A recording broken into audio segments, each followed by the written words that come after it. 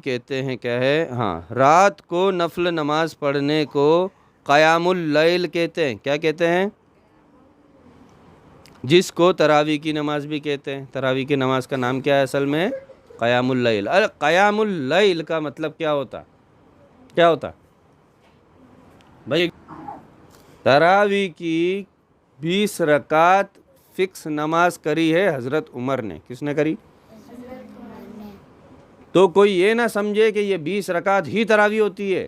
کتنے لوگ تو لڑ لیتے، 8 رکعت تراویح ہوتی، 20 ہوتی، پھر تیسرا آ کے بولتا نہیں 40 ہوتی، اللہ کے نبی نے 40 بھی پڑھی. لڑنے کی بات نہیں ہے. 2 رکعت تراویح. کتنی؟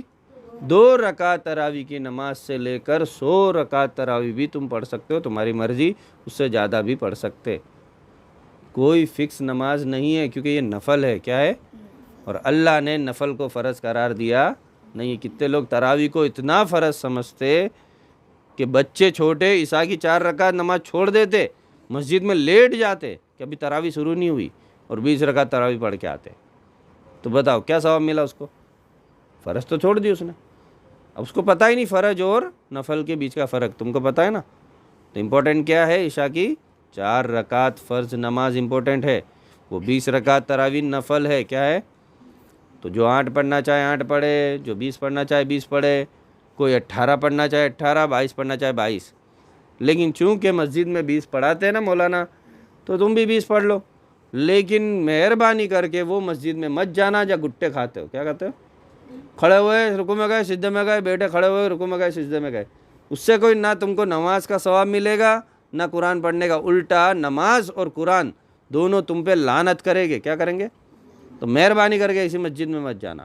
اور کوئی قرآن بھی پڑھا رہا مولانا اور پڑھا الحمدللہ رب العالمین الرحمن الرحیم مالک یوم الدین ایاک نعبد و ایاک نستعین اهدنا الصراط المستقیم صراط الذین انعمت علیہم غیر المغضوب علیہم ولا الضالین آمین. یہ ایک سانس میں پوری الحمد شریف پڑھ لی. کیا ملا ثواب؟ کچھ نہیں ملے گا. اسی طرح یہ تو الحمد شریف تو پڑھی، وہ تو لوگوں کو سمجھ میں بھی آتی، لیکن قرآن کیا پڑھاتے؟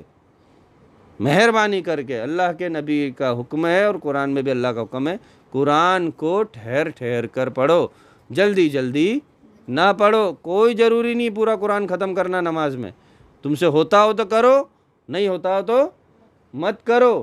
تو مہربانی کر کے لوگوں کو بھی یہ بات پھیلاؤ اور سمجھاؤ کہ اس طرح فانس فانس پڑھ کے ہے. بہت ساری مسجد میں جس میں مولانا دھیمے دھیمے پڑھتے ہیں. ٹائم کتنا لگتا ہے؟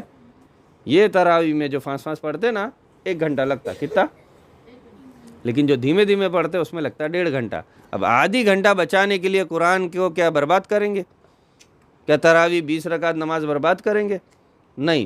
تو مہربانی کر کے کیا کرو، قرآن میں تراویح میں مطلب اس جگہ جا کے پڑھو جہاں پہ مولانا آہستہ آہستہ دھیمے دھیمے پڑھتے. پتہ کرو کہ کون کرتا ہے.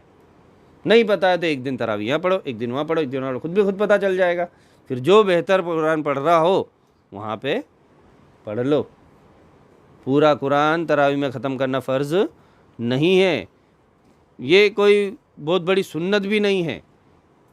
اوکے. اور اس طرح قرآن پورا کرنا، جس طرح بے ترتیل سے پڑھنا اور جلدی جلدی پڑھنا، ثواب کے بجائے کیا ملے گا؟ گناہ ملے گا، وغیرہ وغیرہ. اب تراویح کے مسائل بھی بہت سارے ہیں، جس کو جاننا ہو واٹس ایپ پہ یا فون پہ رابطہ کرے. تراویح کی رکعتیں کی کوئی گنتی طے نہیں ہے. تراویح پڑھے یا نہ پڑھے روزے میں کوئی فرق نہیں پڑتا. کتنے لوگ افواہ پھیلاتے، بچوں بھی بولتے ماں باپ کو تراویح نہیں پڑھی نا تو روزہ بھی نہیں ہوئے گا. ایسے یہ جھوٹی بات ہے. کیا بات ہے؟ جھوٹی بات. تراویح سے روزے کا کوئی لینا دینا نہیں ہے. حالانکہ دونوں ساتھ میں گنتے ہیں. اللہ کے نبی فرماتے وہ اللہ کے ولی ہوتے جو دن میں روزہ رکھتے اور رات کو نماز میں اللہ کی قرآن کی تلاوت کرتے، اللہ کی عبادت کرتے. لیکن یہ تراویح کوئی انسان فرض سمجھ لے تو غلط ہے. تو تراویح فرض نہیں ہے. کوئی نہیں بھی پڑھے گا کسی وجہ سے کسی دن تو اس کو کوئی گناہ ملنے والا نہیں ہے. تہجد کے ساتھ میں تراویح بھی پڑھ سکتے ہیں. کوئی انسان اگر تراویح نہیں پڑھا، عشاء کے بعد جلدی سو گیا کہ بھئی نہ میں تھک گیا سو جاتا، تو وہ کیا کرے؟ تراویح کب پڑھ لے؟ تہجد کے ٹائم پہ. اب کوئی بولے تہجد کی 8 رکعت بھی پڑھیں گے نا تراویح کی بھی پڑھیں گے نا، وہ ایک ہی ہو گئی. کیا ہو گئی؟ ایک ہی ہو گئی. تو وہی تہجد بھی ہو جائے گی اور وہی तरावी भी हो जाएगी, कोई अलग अलग पढ़ने की ज़रूरत नहीं। कोई बोले 20 रकात अलग तरावी पढ़ूंगा और तहज्जुद के 8 रकात अलग पढ़ूंगा ना, फिर 3 रकात वित्र अलग पढ़ूंगा, तो कोई ज़रूरत नहीं। हाँ, वित्र 3 रकात अलग पढ़ना ज़रूरी है। कब? तहज्जुद में। और कोई किसी दिन तहज्जुद में नहीं उठा और वित्र 3 रकात नहीं पढ़ी तो कोई गुनाह होगा नहीं, क्योंकि वो फ़र्ज़ नमाज नहीं है। जिन्होंने अपने ऊपर वाजिब करार दी है, अल्लाह ने तो नहीं करार दी, जिसने करार दी वो समझे, ज़रूरी है लेकिन वाजिब नहीं है, जबकि नियत कराई जाती है वित्रुल वाजिब। तरावी मस्जिद में या घर पर भी पढ़ी जा सकती है।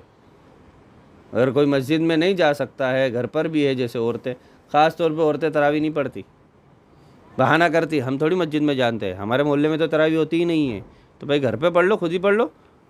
10 रकात 10 सूरतें याद है ना, तो पहली 5 रकात में 10 सूरतें पढ़ो 10 रकात में, फिर दूसरी 10 रकात में 10 सूरतें पढ़ लो, हो गई 20 रकात तरावी पढ़ लो गिन के।